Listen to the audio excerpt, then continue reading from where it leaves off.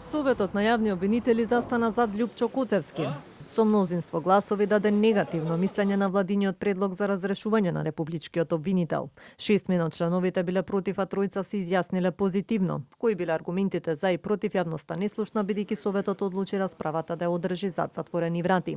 Образложението за исклучување на јавноста беше заради заштита на угледот и интегритетот на јавниот обвинител, како и заштита на податоците и доказите што тој ги навел во своето произнесување по однос на предлогот за негова разрешување. Целокупната дискусија на членовите на Советот ќе биде објавена на записникот на веб страната на Советот. И јавноста ќе има увид во дискусијата на членовите.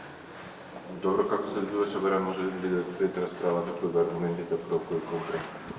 Не би можела да се произнесам со оглед на тоа, како што и самите знаете, јавноста беше исклучена. Не биде во писмена форма и со образложение дадено и доставено до владата. Премиерот Мицковски по трагедијата во Кочани одлучи да ја стопира постапката за разрешување на Куцевски поради истрагата која што се води за пожарот во дискотеката. Како сега ќе се одвива постапката, од Советот велат дека треба да кажа владата. Владината портпаролка во последната изјава рече дури доколку добие мислење од Советот на јавни обвинители, владата ќе ја прекине постапката за разрешување.